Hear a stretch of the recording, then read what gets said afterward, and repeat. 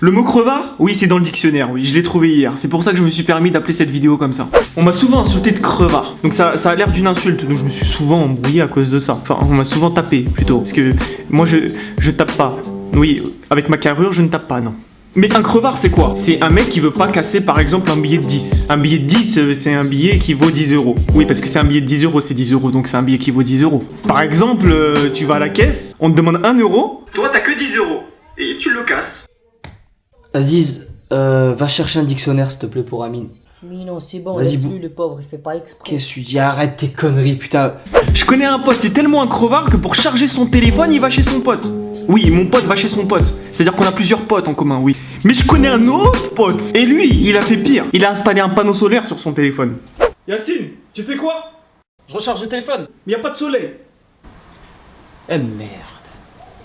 Mais la naissance même du crevard, elle est née à l'école, au collège, en primaire, là où il y a des vrais crevards. Parce qu'on est crevard concrètement, l'homme est un crevard. Quand j'étais petit, j'avais jamais de feuilles doubles. Donc je demandais des feuilles doubles. Et quand j'en avais, j'en donnais pas. Donc je suis sûr que vous le connaissez, le mec qui... tu lui demandais une feuille double, et lui c'est pas une feuille double qu'il te donnait, il la coupe en deux ce bâtard. Comme ça.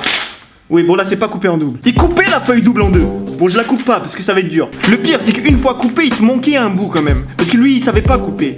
Vous les connaissez aussi, les crevards... familiaux. Je vais parler des darons en général. Parce que si je parle du mien, moi je rentre pas chez moi ce soir.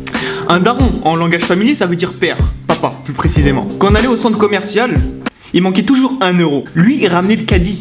C'est-à-dire, tu vois, il y a toujours 1 euro dans le caddie. Bah lui, il le ramenait. Bah oui, non mais c'est normal. Bah oui, il faut... Ah, j'ai sorti un truc là. Donc comme vous l'avez vu sur le bon coin, c'est un appareil photo. Donc ça prend des photos. Donc Ouais. la marque, elle est bien. Ça s'ouvre. Ça fait 1000 euros. Ah, ça va pas être possible, là j'ai que 999, il manque 1 euro. Monsieur, ça fait 1000 euros. Mais je pense que les pires crevards que j'ai rencontrés dans ma vie, en parlant de centre commercial, c'est les caissières. Quand il te manque 1 centime, elle dit non monsieur, c'est pas possible. Arrête, c'est 1 centime. Qu'est-ce qui va changer? Donc si toi aussi t'as des amis, ou même si t'as pas d'amis, c'est pas grave, tu vas dans la rue, tu crées des amis.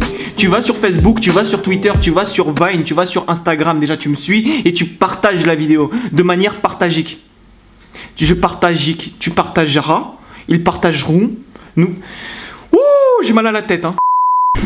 Donc comme vous l'avez vu sur le bon coin, c'est un Canon gros. Mais arrête! De toute façon, il est gros. Mais dis-le vite! Donc comme vous avez vu sur le bon coin, c'est un appareil photo qui prend des photos. Mais c'est pas possible là, vas-y, vite, vite, vite. Donc comme vous avez vu sur le bon coin, la référence elle est sur le bon coin. Mais putain! Vas-y, vas-y.